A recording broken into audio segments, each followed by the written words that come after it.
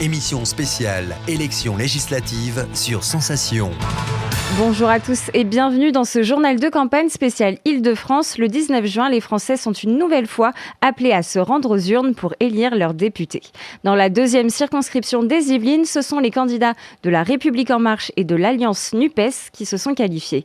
On écoute tout de suite Maïté Karive-Bédouani, candidate NUPES qui a remporté 22,66% des voix. Ma première priorité sera sur la préservation des terres agricoles sur l'Île-de-France. Donc, sanctuarisation des terres agricoles de l'Île-de-France, zéro artificialisation brute.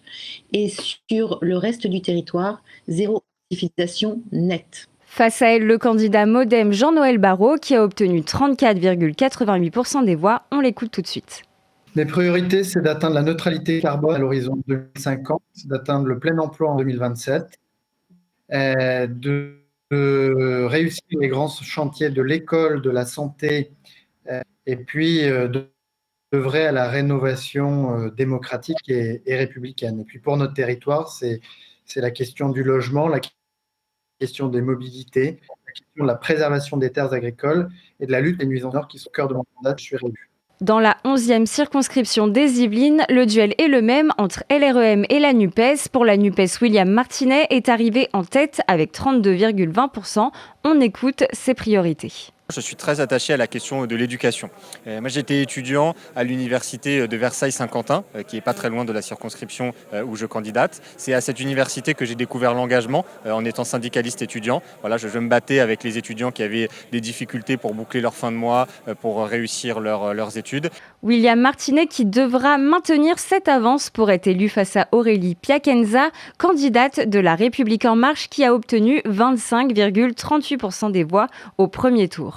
À Paris maintenant, dans la 13e circonscription, David Amiel, candidat pour La République En Marche, est qualifié avec 38,07% des voix. Face à lui, la candidate de la NUPES, Aminata Niakate, qui, elle, a remporté 30,55% des voix. Le Rassemblement national minoritaire pour ce second tour est représenté dans la 2e circonscription de l'Essonne par Nathalie Carvalho, qualifiée pour le second tour avec 22,91% des voix. On l'écoute tout de suite. En ce qui concerne le pouvoir d'achat, parce que dans la ruralité, c'est un gros problème, entre le carburant qui ne cesse d'augmenter, et puis tout le reste, les gens ont besoin de retrouver un peu de pouvoir d'achat pour pouvoir vivre et faire un peu ce qu'ils veulent. Face à elle, Mathieu Hiller, candidat pour l'Alliance NUPES, a remporté 24,66% des voix. Et c'est la fin de ce journal de campagne spécial Île-de-France. Rendez-vous le 19 juin prochain pour le second tour des législatives dans votre région. Et vous pouvez retrouver cette émission ainsi que les autres candidats sur notre site et l'application Radio Sensation. Émission spéciale élections législatives sur Sensation.